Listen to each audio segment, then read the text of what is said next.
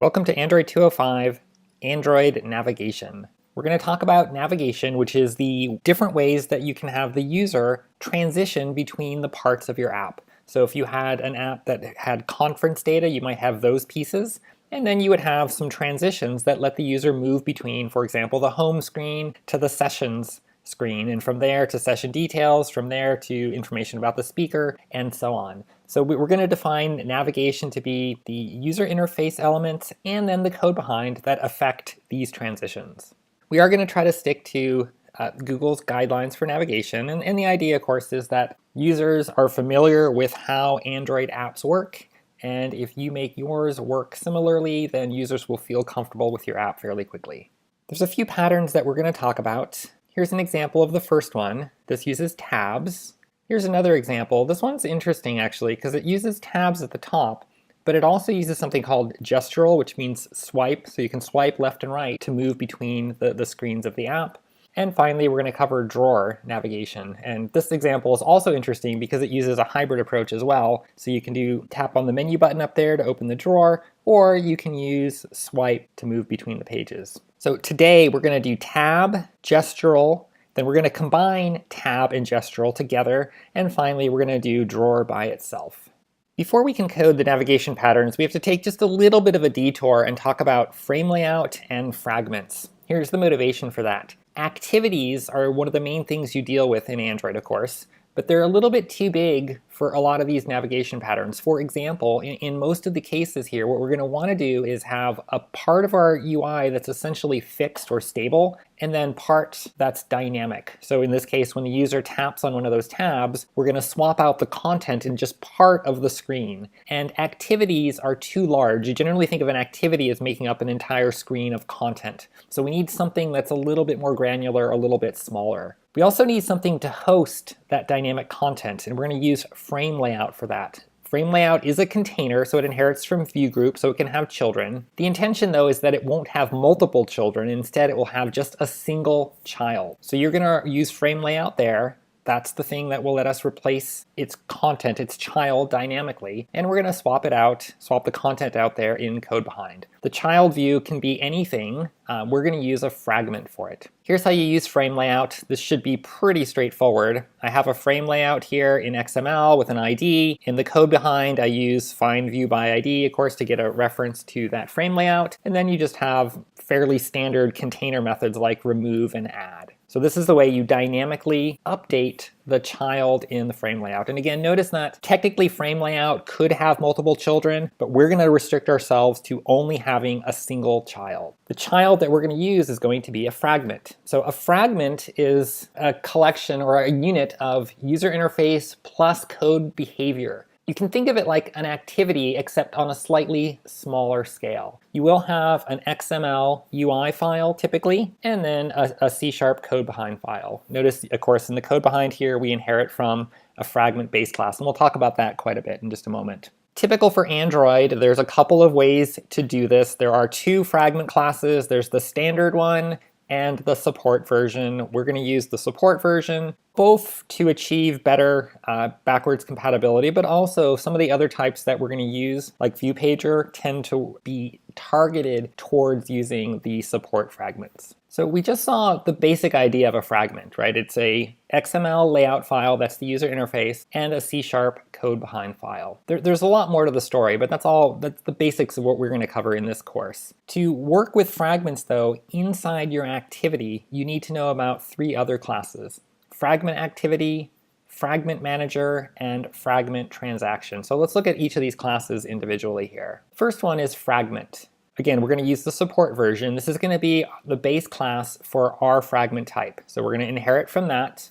It defines the lifecycle methods. So, we're not covering this in great detail here, but you can kind of get some intuition just in comparing it to an activity. Like, notice we have an override there of on create view. That's where we create our UI. We call, instead of calling set content view like we would in an activity, we call inflate and then return the view, but it's a very similar concept. And notice here we're calling inflate and passing the name of our layout file that defines the UI for this fragment. We can also use find view by ID to look up elements within our UI and work with them. Again, completely analogous to what you might expect from activities. Next is fragment activity. So activities are designed to work with fragments. Every activity can have a collection of fragments that it's hosting. And that's true of the regular activity class as well. We're going to use FragmentActivity though. That's from the support library. We're going to use that as our base class for all our activities that host fragments because we want to inherit that property right there,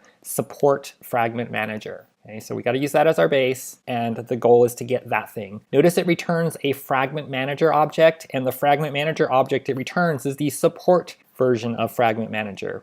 If you look at the regular activity class, I mean the non-support version of activity, you will see a property named FragmentManager, and it will return an object of type FragmentManager, but that one's going to return you the regular version of FragmentManager, not the support version of FragmentManager. So if you've done anything with the support library before, you've probably seen this idea. Once you start using a class from the support library, that ripples through a bunch of your other code. So this is just another example of that. The FragmentManager thing is what helps you manage the collection of fragments that your activity owns. There's not actually that much inside FragmentManager, so if you're expecting this to do a lot of the work directly, it doesn't, so it's a little bit indirect. Instead, most of the time what you're going to do with the FragmentManager is just get a transaction from it. So you're going to call that beginTransaction method and get a FragmentTransaction object, and the transaction object is the thing that actually lets you add and remove fragments from the collection of fragments that your activity owns. And this is just a requirement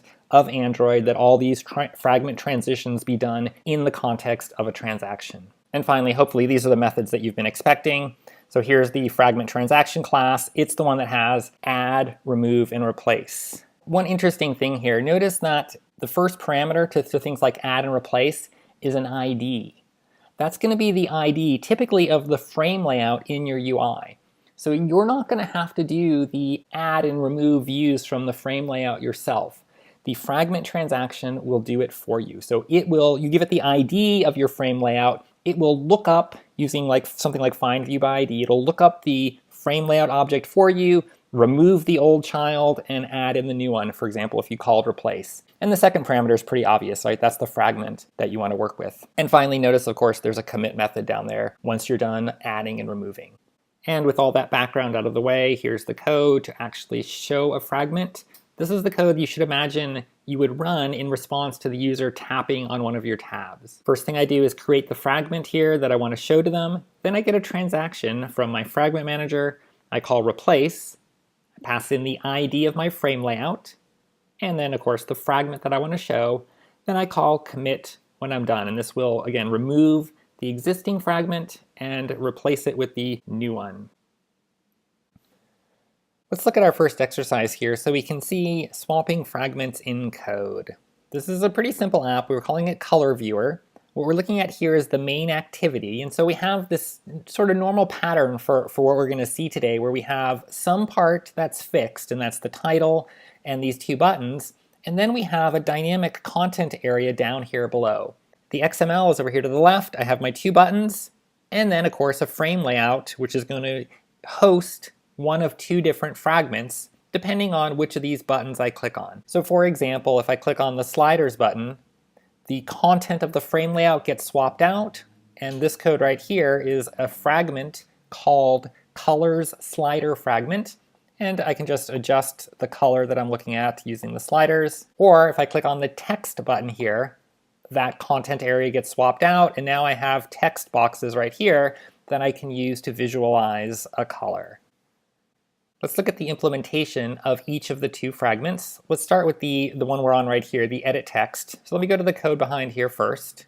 So here's the colors fragment. Notice it inherits from the support fragment, and it overrides the onCreateView method. There's the call to inflate.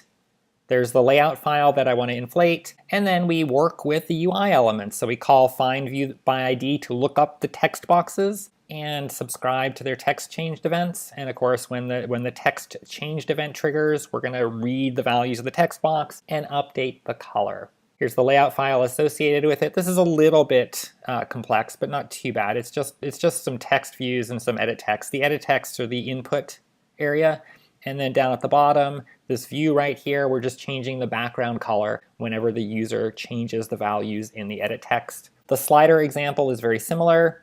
Right, here's the slider fragment, again, inherits from the support fragment, overrides on create view. Here's the inflate. There's the XML file, and it's really the same pattern. Look up some things in the UI, subscribe to some events. And in the XML file, right, here are the sliders. And here I am in main activity. This is the code that you would have to write for this exercise. We already have the click handlers installed, and your job is just to implement them. So in each of these two click handlers here, you just want to create and show the appropriate fragment. This first one is the edit text version. And the first thing I want to do is, of course, create an appropriate fragment, then get a transaction. So I'm calling begin transaction. And of course, notice since we're using support fragments, I have support FragmentManager there as the property that I inherit from FragmentActivity. And then I call replace and then commit. Notice how we're doing that all in one line. That's kind of a Java way of doing it. If you want to, you can actually declare a variable to hold the transaction and then call replace and commit individually. The handler for the sliders is completely analogous. Create the fragment, create the transaction, call replace, and finally call commit. So this is the way you dynamically swap out a piece of your UI in response to a user action. And this is the key technique that we're going to use to implement tab navigation, gestural navigation, and drawer navigation. First navigation pattern we're going to do is tabs.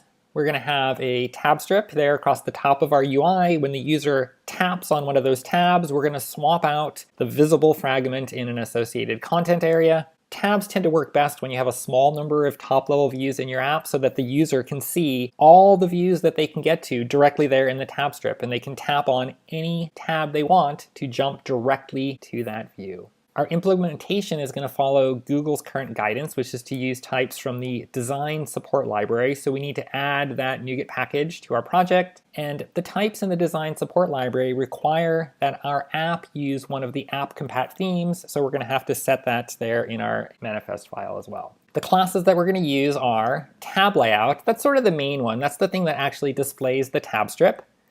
There's also a class called tab, which represents an individual tab on the tab layout. We're going to use that mostly from code. Then there's something called tab item, which you use in XML. You don't really use it from code. Use it in XML, and the Android tooling parses that XML and uses that tab item object to generate a tab object at runtime. So we'll see how that works in just a moment.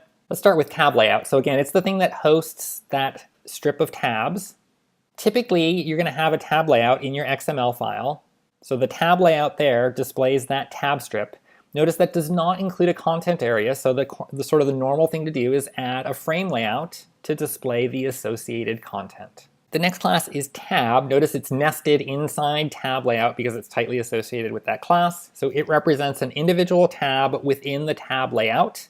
If you think about what kind of stuff appears on a tab, it's fairly intuitive what you're going to see here. So there's methods for text to set the text that the tab is going to display. You can also set an icon. You can also set both, and then you would get both an image and some text on each tab.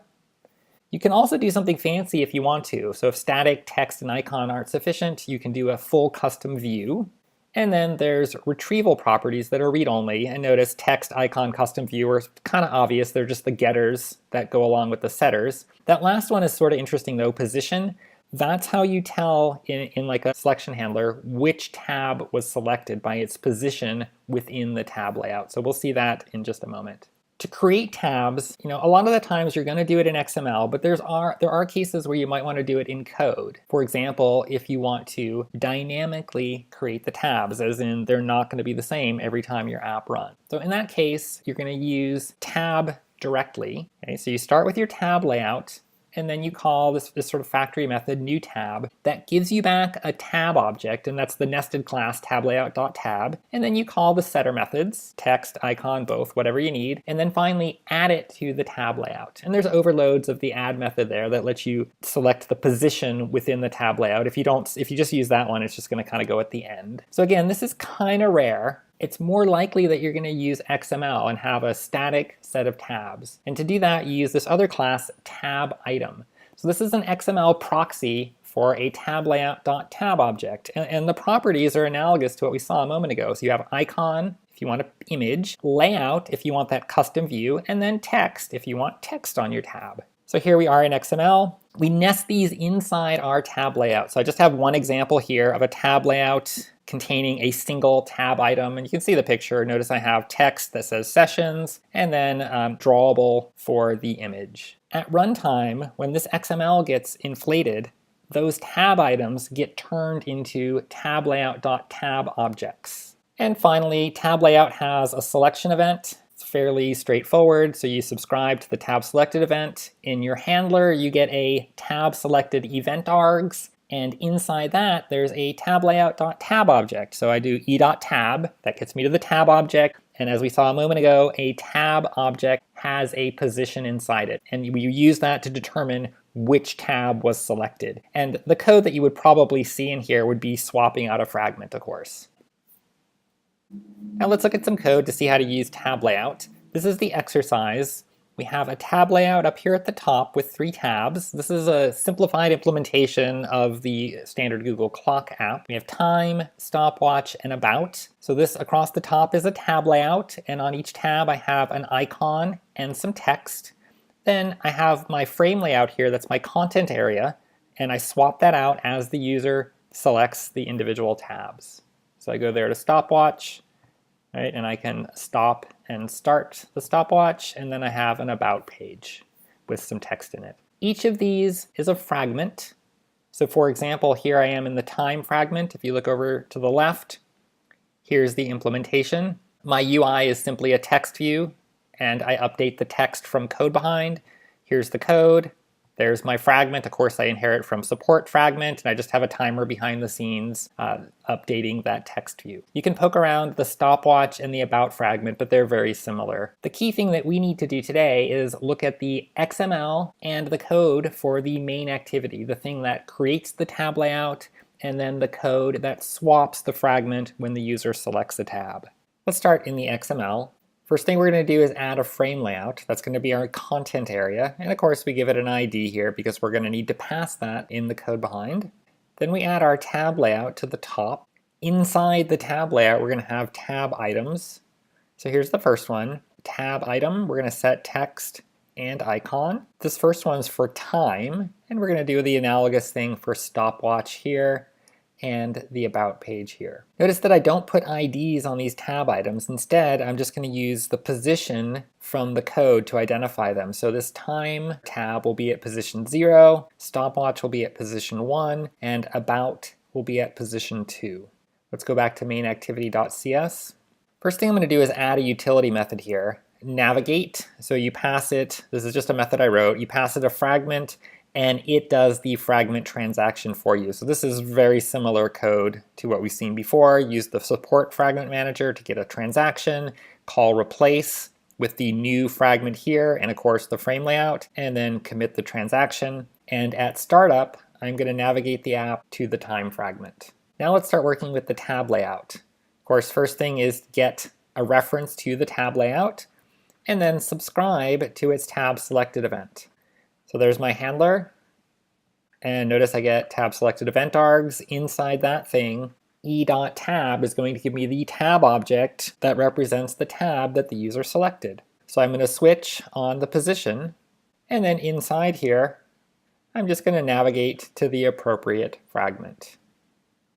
So that's the end of the coding. Just 2 final things to point out here. One, notice that I do already have here the design support library package added to my project. And since we're using types from the design support library, that makes us use one of the app compat themes. If I open up my manifest here, you can see that I do already have a setting there. If I didn't have that, I would get a runtime exception when I tried to inflate the tab layout. Here we're going to look at gestural navigation, which lets the user do a swipe gesture, either left or right, to advance or go backwards through a set of pages. And in this case here I have the Photos app. So this is a picture I took of San Francisco here, and I can swipe either direction to move forward or backwards through time. I guess the interesting thing about the Photos app is each page that you're swiping through is very similar. They're all photos. And you can kind of get a sense of where you are because they're generally sorted chronologically. So it's not that confusing even when you have quite a large number of photos. Another app that uses the same pattern is Calendar. So you can swipe left or right and advance or go backwards through days of the week. And again, those are sorted chronologically, so it's fairly intuitive. Anyway, the idea is that you're going to switch through what are called peer or sibling views. Those are the terms that Android uses for this idea, for giving you some intuition about when gestural navigation might be appropriate for your app.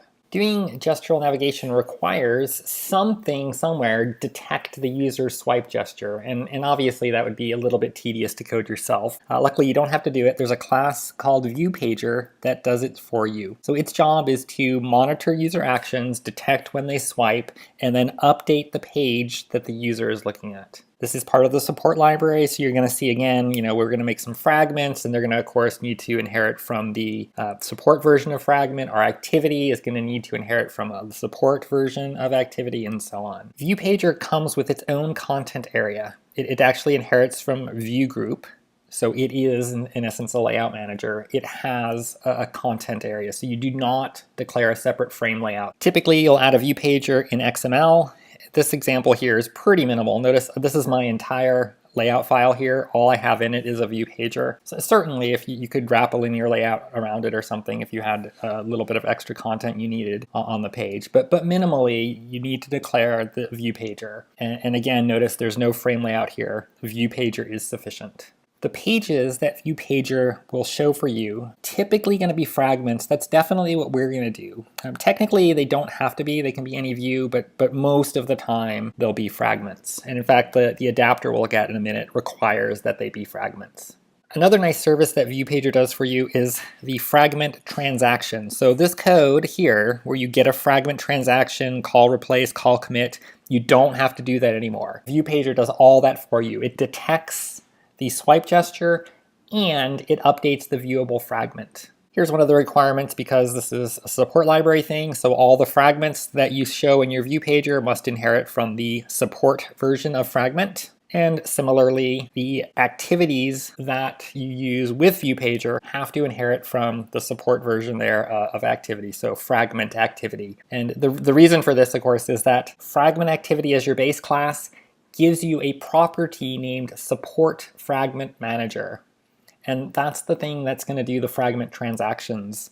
And ViewPager needs that because it's going to create a transaction, call replace, call commit, and stuff for you. All right, so now we have a few fragments defined, and we know how to create a ViewPager. We now need to hook them together. And ViewPager uses an adapter pattern for that. If you've done like list view or recycler view in Android, then you're already familiar with the adapter pattern. The idea is you have a piece of code behind the scenes whose job it is to serve up pages to something that displays them sort of on demand. So in this case, the ViewPager is going to go over to the adapter and kind of ask two questions. It'll say, how many pages are there? And your adapter has to say, I have 3 pages or 5 pages or whatever. Then as the user swipes between the pages, the ViewPager will come back to your adapter and say, hey, the user just changed the view. I now need fragment at position 2, and you need to create or obtain somehow an instance of the fragment that you want to have in the 3rd position and hand that back to the ViewPager. So to do this, you write a class, you inherit from FragmentPager Adapter. Technically, you could inherit directly from Pager Adapter, but that's a lot more work. And most of the time, you're going to want to inherit from FragmentPager Adapter. Here's that base class, FragmentPager Adapter. Look at the constructor there. Right, notice that the constructor requires a fragment manager, and of course it requires the support version of the fragment manager. And this is why your activity needs to inherit from FragmentActivity, so that you have that support fragment manager property that you can use to get an object that you can pass here to that constructor. So remember, you're writing a derived class of this thing here, and your constructor needs to chain up to this constructor and pass along a support version of the fragment manager. So here's how you code it. And notice I'm not creating the fragments internally. I have a field there that's an array of fragments. And I require the external code, whoever creates the adapter, to give me those fragments already created. Notice I have my constructor there that takes a support version of a FragmentManager, CFM, and then I call base. So I chain up to the FragmentPager Adapter constructor, passing along the support version of the FragmentManager. Next, I have to implement the count property, and that's just the number of pages that I want to display. And so of course in this case it's the length of that array. And finally I have to implement the getItem method. So the ViewPager is going to come over and say, give me the fragment at position 2, and I just use that as an index into my array.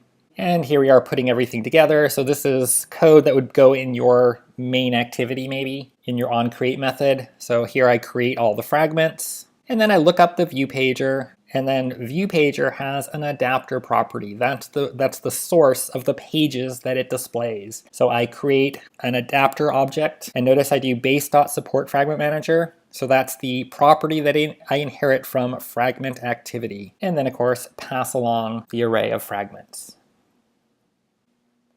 Let's look at our exercise here so that we can see this in code. This is the same app that we worked on before. This is the clock. It uses the exact same fragments as we had before. So about, stopwatch, and time. That code hasn't changed. We're just, instead of displaying those using tabs, we're going to do it using a ViewPager. Let's start here in the layout file for the main activity. We're going to add here a ViewPager object, and there's nothing really to set except an ID so that we can look it up from code and set its adapter. Then we actually have to write the adapter. So here I have clock adapter. We inherit from FragmentPager Adapter. First thing we're going to add is the array of fragments. So we're just going to do this like we saw in the lecture component, where we require the external code to create the fragments for us. And then I have a constructor. This first parameter is the FragmentManager, and the second is the fragments. I'm going to take this FragmentManager object here and pass it up to my base class constructor.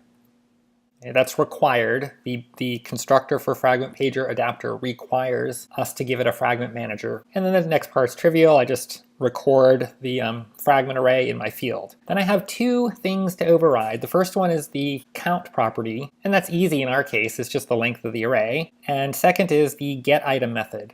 Again, this is easy in our case. The ViewPager is going to tell us which fragment it would like, and we just use that as an index into our array. Let's go over to main activity here and put everything together. So here we are in main activity. We inherit from the support fragment activity. There I create my fragments, and then I create my adapter. So again, this is sort of the trickiest bit here, I think. Base not support FragmentManager. That is the whole reason that we inherit from FragmentActivity here, so we can get the support version of the FragmentManager, because that's what the base class for our adapter requires. Then we look up the ViewPager, and finally, we'll set its adapter property. And now when I run it, we see we start in the time fragment, and I drag to swipe across. I get to stopwatch, drag again, get to the about screen. If I swipe back, I reverse through the other fragments. Now we're going to combine the last two techniques into what we're calling hybrid navigation. Here's two real apps that use this technique. So the user has two options to navigate either of these apps. On the left-hand side, they can tap on the tabs if they want to. On the right-hand side, they have a navigation menu, or they can swipe. And this is actually kind of interesting if you think about the coordination that's required. For example, down here in the main content area, we have a ViewPager. And a ViewPager is the thing that's detecting the left and right swipes. When the user swipes, the tab has to be updated. So for example, right now I have the alarm tab selected. If I swipe over and I get to the stopwatch here, I would like that tab to now be highlighted. Similarly, if I swipe over here and then open up the menu, I would like the current page, the new current page, to be highlighted in the navigation window. And similarly, if the user taps on one of the tabs, we want the ViewPager down here, which is the sort of the thing that owns the content, to update to match the currently displayed tab. In other words, there's some coordination required here between, in this case, tab and ViewPager. So after all that lead up, luckily, TabLayout and ViewPager already know how to work together. So this coordination that I was talking about, that's built in.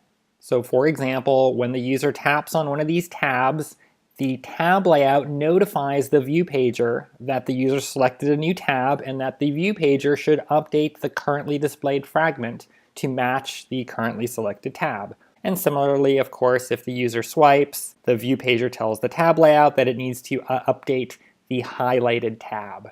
And finally, this text here, see sessions, speakers, and about, that information is populated from the same adapter that the ViewPager here is getting its fragments from. So we're going to have to modify our adapter to serve up these titles. Unfortunately, the adapter doesn't cover handling the icons up here, so you do have to set those manually if you want icons on your tabs. Here's the main thing that coordinates the work here. So I have TabLayout. TabLayout has a method called setUpWithViewPager. So that's the thing that hooks the TabLayout and the ViewPager together and gets them to coordinate their activities. You need to get a reference to your TabLayout, get a reference to your ViewPager, and call this method to hook them together. So here's the overview. We have to modify our adapter to include the tab titles. Of course, we have to do it in our XML to create those two things. We don't need a frame layout here to display the content because we do have a ViewPager. And remember, that has a built-in content area. Then we have to create our adapter and then call that setUpWithViewPager method. And optionally, if we want icons on our tabs, we have to do that manually in code.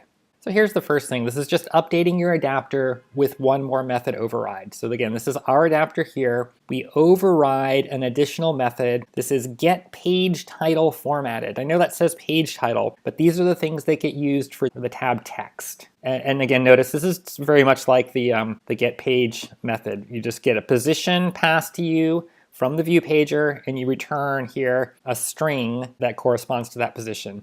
And notice that this is iChar sequence. It's not .NET string, but there's a simple conversion method to go from .NET string to iChar sequence, and we'll see that in just a moment. Step 2, this should be pretty straightforward. You need a tab layout, and you need a ViewPager. And of course, I have IDs on both because I do need to access them from code. And here's the setup. We create our fragments just like before. Here's the new bit. We create titles. We use this utility method, array from string array, so we pass in an array of .NET strings and we get back an array of char sequence. Then we create our adapter here. Before we were just passing in the FragmentManager and the fragment. Now we have this additional constructor parameter that we wrote, the titles, and we load that into the ViewPager. Here's the connection. So on the tab layout, we call setUpWithViewPager. Now the tab layout is going to go to the ViewPager and over to its adapter and use the titles that we loaded in there as the text for its tabs. Unfortunately, the tab layout will not pull icons from the adapter, so if you want icons, you have to do a little bit of manual work here. I'm just getting each tab and calling the setIcon method as appropriate. And let's work through our exercise so we can see this all together. This is, again, the clock app we've been building. The fragments are unchanged. I'm going to start here in the main layout file. And of course, here we need a tab layout and a ViewPager. Put an ID on each of those because I need to access them from code. Next thing I need to do is modify my adapter because remember, now we need to populate the text of those tabs from the adapter. So here's our adapter. Remember, the type is iChar sequence, not string. So I'm going to add a field there. This is just going to be a simple array. Then I'm going to add a constructor parameter. And then inside my constructor, I'm going to set the field. And finally, I just need to override getPageTitleFormatted. So the tab layout will pass me an integer here, the position, and I just return the title at that index. Finally, over in main activity here, I just need to put everything together. I'm going to create my array of iChar sequence using this utility method. Then I'm going to create my adapter. Here's that additional parameter now, the titles. Then I look up the ViewPager and set the adapter. Now this is only putting the adapter inside the ViewPager, right? This doesn't yet connect it back to the tab layout. So I need to grab my tab layout there and then call setUpWithViewPager to now hook those two together. The tab layout will use the adapter in the ViewPager to populate the text on each of its tabs. However, there's no icons there. If you want icons, you need to write some code here. And when I run it, I have tabs across the top. If I tap on one of the tabs, you can see that the ViewPager updates.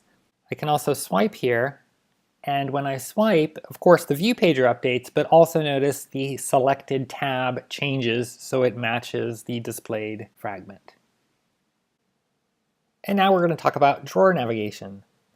The idea here is you have a sliding panel, and that sliding panel hosts a menu. When the panel is closed, it's completely invisible, so it takes up no room in the UI when it's closed, but when it's open, it gives you a large amount of space. So for example, if your app has a lot of top-level views, drawer navigation can be a good choice because you have this very large area here so that you can list an entry for each of your pages. Before we see how to implement that, let's talk just quickly about the user experience. There's two ways the user can open the drawer. They can click on the menu button there, or they can swipe from the edge.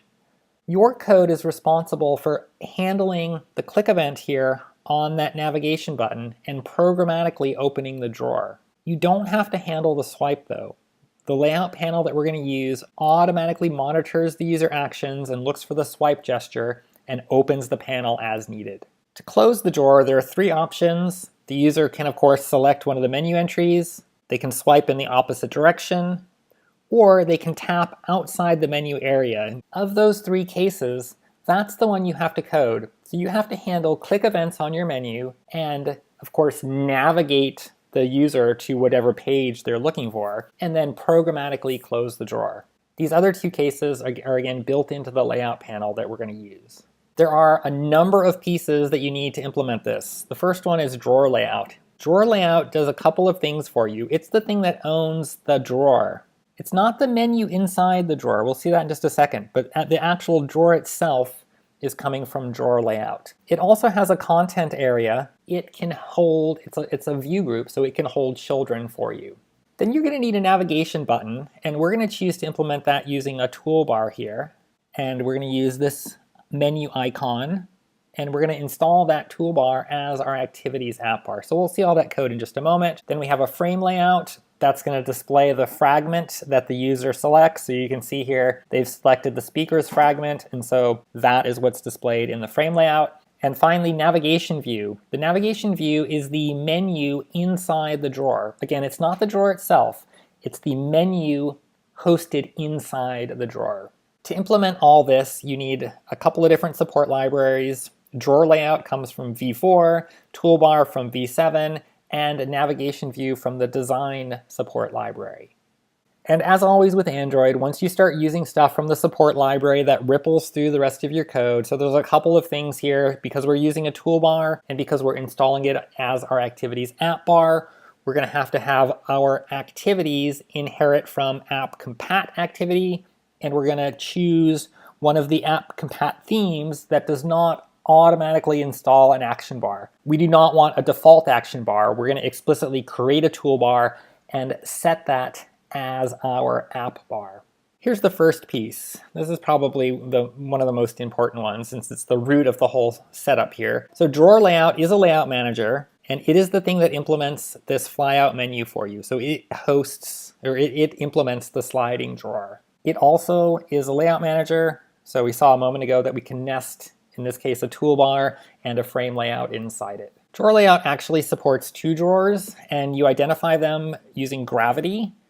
We're only going to show the single drawer case because that's by far the most common, but you do get to choose which side your drawer slides out from. The reason that's important is you hit that pretty quickly. Remember we said that when the user taps on the menu button, you have to have some code that handles that event and programmatically opens the drawer. So here's DrawerLayout, and here's open and close methods for the drawer. Notice they have a parameter there, gravity. So this is going to be either start or end. That's the way you identify which of the possible two drawers you want to open or close.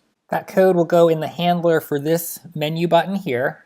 We're going to use IC_menu as the icon, and we just got that from Google. And again, we're going to host that inside a toolbar set as our Activities app bar. And by the way, the details of how to do all this part, how to create a toolbar, how to load the navigation button, respond to events on the navigation button, and so on, that's all covered in a previous course in great detail. Here's the core of the idea though.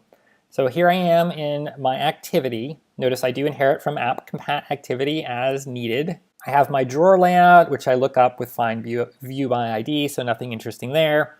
Now, when we have a toolbar installed as our activities app bar, click events get reported through this method. This is an override of the activity method on options item selected. The navigation button uses this as its ID, Android Resource ID Home. And finally, here's actually the key piece of code, DrawerLayout.openDrawer. And notice I have to pass in either start or end there. Next, let's talk about what goes inside the drawer. So again, remember that the drawer itself is owned by the drawer layout. Now we're looking at the menu that's hosted inside the drawer.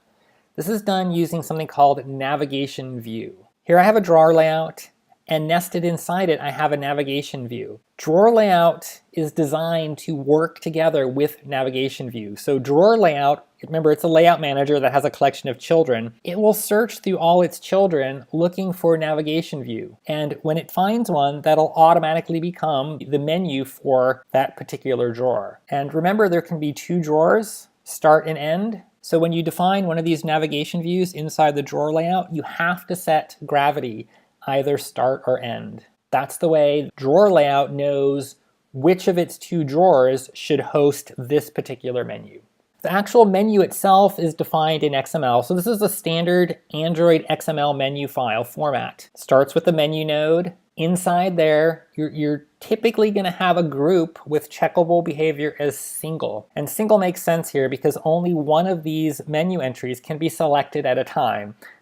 Obviously the user would not be simultaneously viewing both the speakers and the sessions fragment. And then inside there you have items for each of these entries. And you can see I have an icon and a title on each of these. And by the way, this menu file format, this is completely standard Android. The same format also works for the actions menu on a toolbar. So now we have our XML definition of our menu. We put that in the menu folder underneath our resources, and then go over to the navigation view and set its menu property. So at menu, and then the name of this, so you notice without the .xml, the name of that particular menu file. And remember, the navigation view is coming to us from a library. It's not part of standard Android.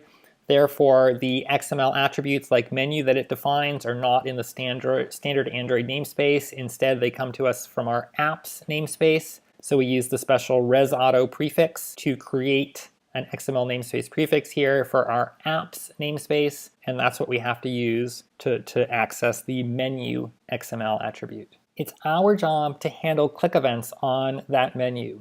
So here we look up the menu, see menu find view by ID, this is just the navigation view. It has a navigation item selected event, and we subscribe to that. In the event args, we get the item that the user selected, including the item ID. This item ID here, if I go back a couple of slides here, that item ID is going to be one of these three IDs that we put on our menu items.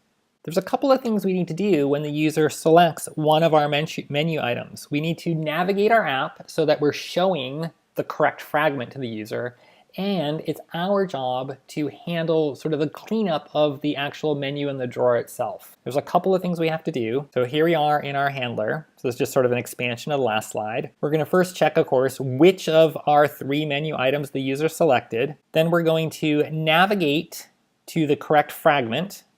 Then there's two more things. Call set checked on that menu item. If I go back here again, notice how like this menu entry right here, speakers, looks like it's selected. That's the effect of calling the set checked method. It's going to display that particular entry in a different format. And these are going to operate, since we did single here, these are going to operate essentially like radio buttons. When you call set checked on one, the others will automatically be cleared. And finally, we have to programmatically close the drawer. And let's go over here to Visual Studio and just look at our last exercise. Couple of minor points here. Notice that I already have the packages here, design support library, and then V7 support library, which includes V4. So I need all three of those support libraries. Then if I go to my manifest, I do have the no action bar theme set. That's one thing that's required because I want to use a toolbar and install that as my activities app bar. Next, let's look at the layout file here. So of course, we're going to start with DrawerLayout. That's going to be our root layout container. Notice I define the app prefix here because we're going to need that for navigation view using the special resauto word here that the Android tooling replaces with our apps namespace. Then I'm going to have my main content here, which is going to be two things. There'll be a toolbar at the top and then a frame layout. So this is toolbar to display the navigation button and then frame layout to display the fragment that the user wants to see. And finally, I need a navigation view here. I'm required to set the gravity to identify which of the two drawers this menu is for. Remember, drawer layout can have two drawers, and then this right there says we want to host this menu inside the start drawer. And finally, I set the menu here, again using the app prefix, to the name of an XML file. And let's go ahead and look at that next. And here we are in the navigation menu XML file. Notice it's under the resources folder, under the menu folder. It starts with the menu node here, and there's not really any attributes for menu. It's just a place for you to define your namespace prefixes here. Inside that, we're going to have a single group, and we want our group of items to function as radio buttons, meaning only one is selected at a time. So we're going to choose checkable behavior single. There's a couple of other options. There's all and none. All would function as checkboxes where any combination can be selected at the same time, but we want single. Our menu is going to have 3 entries. We're still doing our clock app with time, stopwatch, and about. So we're going to add 3 entries in here. Here's the first one, item. Each of these items is going to get an ID because we need to identify when the user selects them. Then I have an icon and a title. And I set this first of the 3 items to true, just so that when the first time when the user launches the app, if they open the menu right away, the time menu entry will look like it's selected because that's the first fragment that I'm going to show them. And the other 2 are completely analogous. Again, we're going to do an ID on each so we can identify them from code. Let's put this all together here in mainActivity.cs. There's going to be kind of a lot of code here, so let's look at it one piece at a time. This first is boilerplate. I have a navigate utility function that navigates my frame layout to one of the 3 fragments that we're using. So this code is pretty simple. I just get a fragment transaction, call replace, call commit, so that I'm now showing this new fragment right here to the user. And at startup, I navigate to the time fragment. Remember, in our 3-item menu, we have the button that represents the time fragment pre-selected as checked. Next, let's look at the setup for the toolbar. So first I look up the toolbar, and then I set this toolbar as my activities app bar by calling this method. Then I choose the icon that I want to display on the navigation button. A toolbar has a built-in navigation button, that thing on the left-hand side we've been looking at it. And here I'm going to choose the menu, that 3-line hamburger icon, right, as the icon for the button. And finally, I'm going to enable that navigation button. Our next task is to open the drawer when the user clicks on the navigation button. Because our navigation button is hosted inside our toolbar, which is set as our activities app bar, that means that click events on that button are going to get reported here in the activity method on options item selected. We're going to get an item, iMenu item here. That is going to have an ID. The navigation button uses that standard Android ID. So my goal now is to open the navigation drawer. So I look up my drawer layout, and then I call the open drawer method, of course passing in the appropriate gravity. And then the last thing we need to do is handle what happens when the user selects one of the menu entries. First, we look up the actual navigation view. Remember, that has an event on it called navigation item selected. So we're going to subscribe to that event. There's our handler. We're going to be given the event args here that's going to have an item inside it. And of course, we're going to switch on that item and look at the ID. That's going to be the ID of one of those 3 items that we defined in XML. So if they select the time entry, we're going to navigate to the time fragment and so on. So that takes care of updating what the user sees. There's a little bit more though. We call set checked on that menu item, and that's kind of important to give the user some context. So the next time they open that menu and the drawer slides out, the entry corresponding to the content that they're currently viewing will be highlighted. Then we just look up the drawer and programmatically close it, again passing in the correct gravity setting. So that's all. There's a lot of pieces, I know, but a lot of it is done for you by DrawerLayout. Most of your responsibility is opening the drawer on menu button click in the toolbar, and then handling click events on items within your menu, updating the UI, updating the state of the menu, and closing the drawer. And that brings us to the end of Android 205 navigation. Thank you for watching.